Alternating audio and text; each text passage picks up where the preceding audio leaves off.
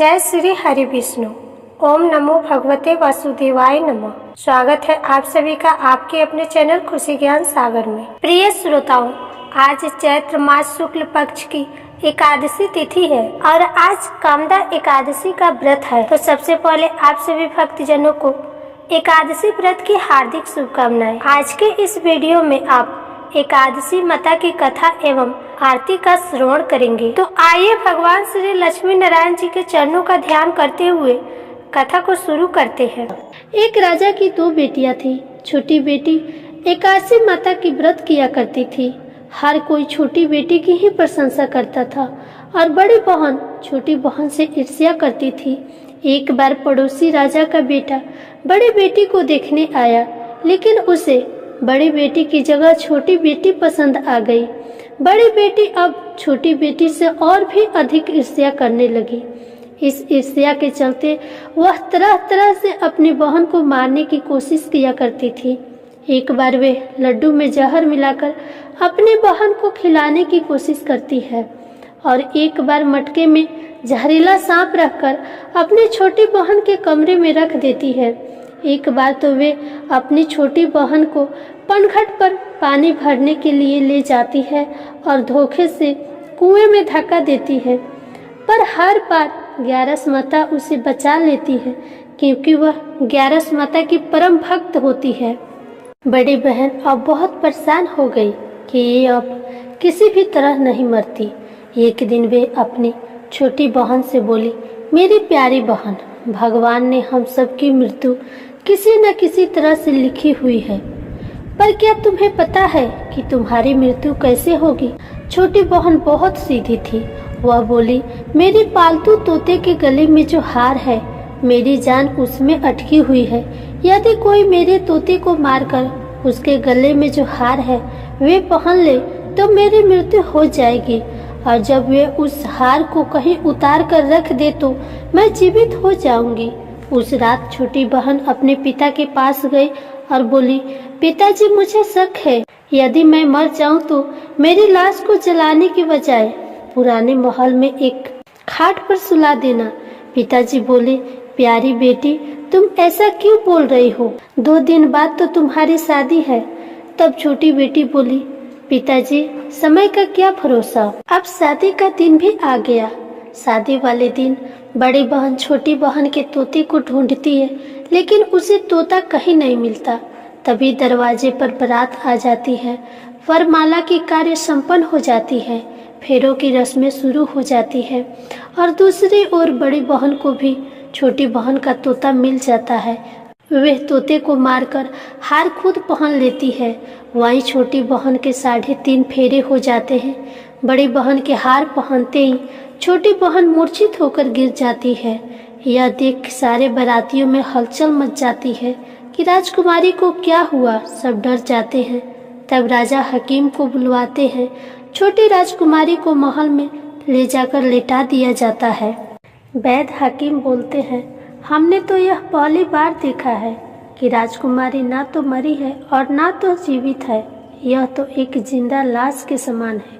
हकीम की बात सुनकर राजा परेशान हो जाते हैं और हकीम से कहते हैं कि आप बाहर जाकर बोले कि राजकुमारी बेहोश है, थोड़ी देर में ठीक हो जाएगी। यदि आप ऐसा नहीं कहेंगे तो मैं आपको मृत्यु दंड दूंगा। हकीम राजा की कहे अनुसार बाहर जाकर ऐसा ही बोल देते हैं। तभी बड़ी बेटी वहां आ जाती है और अपने पिताजी से कहती है, पिताजी, मुझे छोटी बहन के मरने का बहुत दुख है और उससे भी ज्यादा दुख इस बात का है कि बारात के वापस चले जाने से आपकी घोर बदनामी होगी। आप मेरी शादी राजकुमार के साथ करवा दीजिए। बारात वापस नहीं जाएगी और आपकी बदनामी भी नहीं होगी। राजा को बड़ी बेटी की बात सही लगी। फिर बड़ी बेटी को छोटी बेटी के कपड़े पहनाकर फेरे में बैठा दिया जाता है, परंतु राजकुमार मना कर देते हैं कि यह मेरी पत्नी नहीं है। मेरी पत्नी जब बोलती है तो उसके मुंह से फूल झड़ते हैं। लेकिन सभी समझा बुझाकर राजकुमार के बचे हुए 3.5 फेरे बड़ी राजकुमारी के साथ करवा दिया जाता है और फिर बड़ी बेटी को राजकुमार के साथ विदा कर दिया जाता है। लेकिन राजकुमार बड़ी बेटी के हाथ से ना तो पानी पीते हैं और ना ही उनसे बात करते हैं और ना उसका बनाया हुआ खाना खाते हैं। राजकुमार मन ही मन सोचते हैं कि मैं पता लगाकर रहूंगा कि मेरी पत्नी के साथ क्या हुआ है। एक दिन राजकुमार बड़े दुखी मन से घोड़े पर बैठ के कहीं जा रहे होते हैं। तभी घोड़ा वहीं जाकर रुका जहां छोटी राजकुमारी की अधमरी लाश को रखा गया था। राजकुमार ने घोड़े को आगे चलाने की बहुत कोशिश की, लेकिन घोड़ा चलने को तैयार नहीं हुआ। राजकुमार ने सोचा कि घोड़ा यहाँ क्यों रुक गया, कोई तो वजह है कि घोड़ा यहाँ से जा नहीं रहा। तब राजकुमार घोड़े से उतरकर पास में बने एक बहुत पुराने महल में गए। वहाँ पर एक चौकीदार था। राजकुमार ने चौकीदार से पूछा, ये किसका महल है?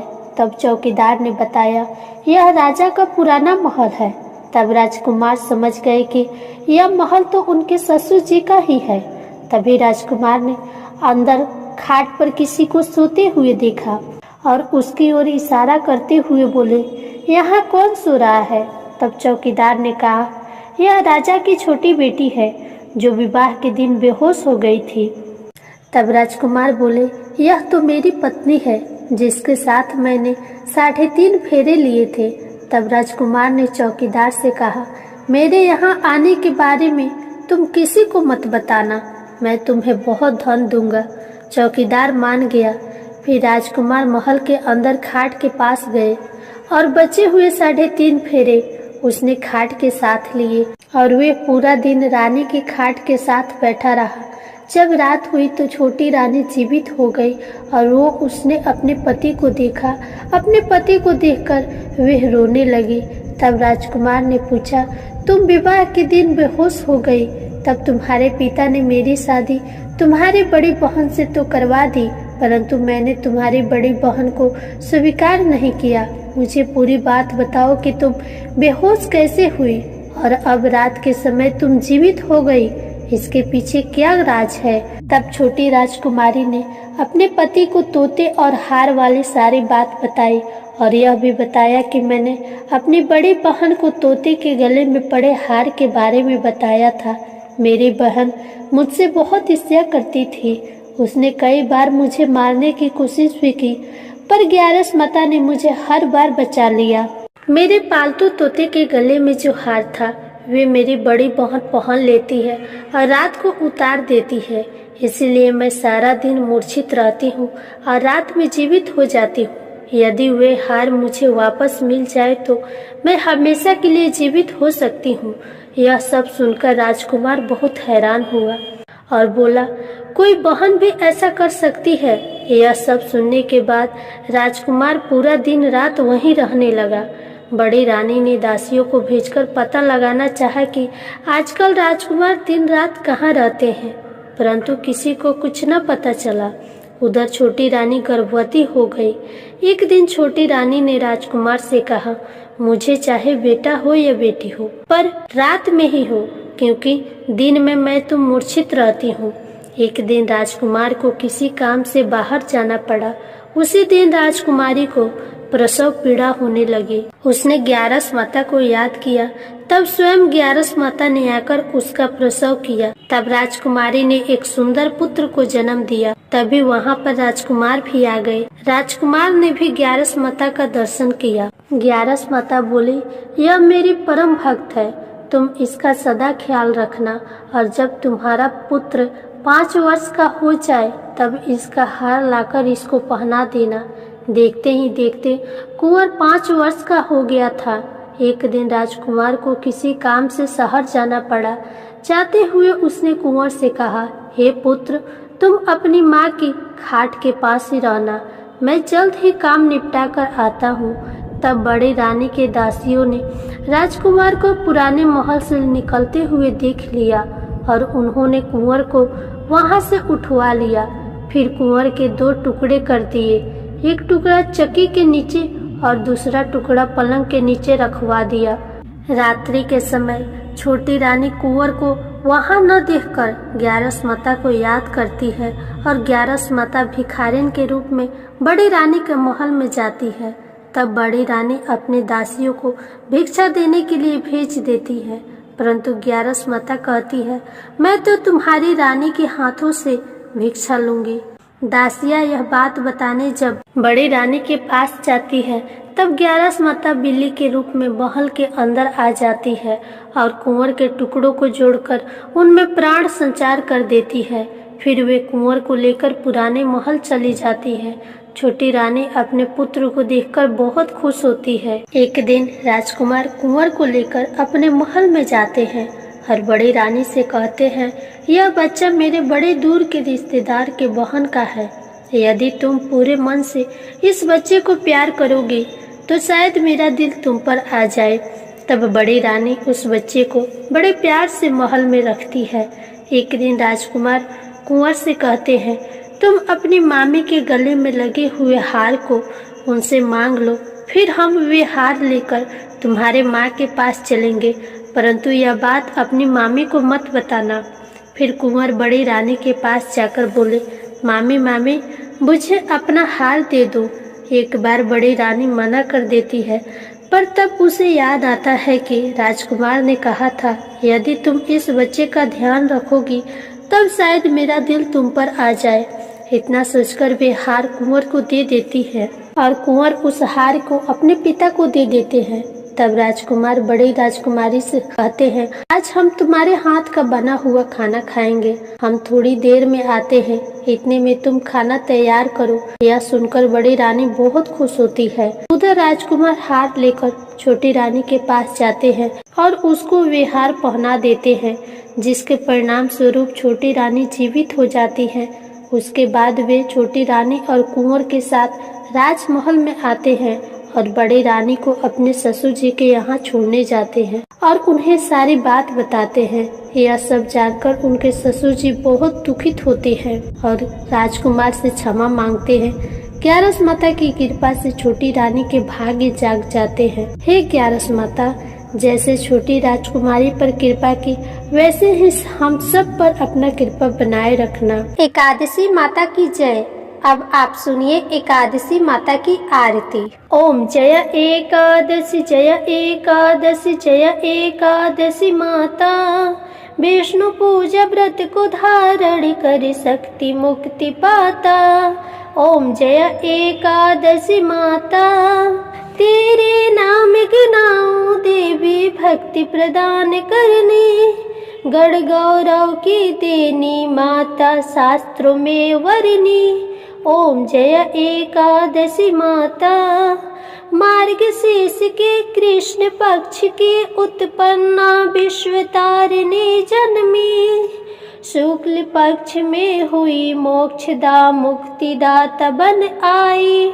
ओम जय एकादशी माता, पौष के कृष्ण पक्ष की सफला नामक है, शुक्ल पक्ष में होए पुत्रदा आनंद अधिक रहे। ओम जय एकादशी माता, नाम सटतेला माघ मास में कृष्ण पक्ष आवे, शुक्ल पक्ष में जया कहावे विजय सदा पावे। ओम जय एकादशी माता, चैत्र शुक्ल में नाम कामदा धन देने वाली, नाम वर्थिनी कृष्ण पक्ष में वैशाख माह वाली। ओम जय एकादशी माता, शुक्ल पक्ष में होए मोहिनी अपरा ज्येष्ठ कृष्ण पक्षी, नाम निर्जला सब सुख करनी शुक्ल पक्ष रखी। ओम जय एकादशी माता, जोगिनी नाम आषाढ़ में जानो कृष्ण पक्ष करनी, देव शयनी नाम कहायो शुक्ल पक्ष धरनी। ओम जय एकादशी माता, कामिका श्रावण मास में आवे कृष्ण पक्ष कहिए, श्रावण शुक्ला होए पवित्रता आनंद से रहिए। ओम जय एकादशी माता, अजा भाद्रपद कृष्ण पक्ष की परवर्तिनी शुक्ला, इंद्र आश्विन कृष्ण पक्ष में व्रत से भव सागर निकला। ओम जय एकादशी माता। पाप कौन सा है शुक्ल पक्ष में आप हरनहारी, रमा मास कार्तिक में आवे सुखदायक भारी। ओम जय एकादशी माता। तीव्र उठानी शुक्ल पक्ष की दुख नाशक मैया, पावन मास में करो विनती पार करो नैया। ओम जय एकादशी माता। परम कृष्ण पक्ष में होती जन मंगल करनी, शुक्ल मास में होए पद्मिनी दुख दारिद्र हरनी। ओम जय एकादशी माता। जो कोई आरती एकादशी की भक्ति सहित गावे, जन गुरु दीता स्वर्ग का वासा निश्चय वह पावे। ओम जय एकादशी जय एकादशी जय एकादशी माता। विष्णु पूजा व्रत को धारण कर शक्ति मुक्ति पाता।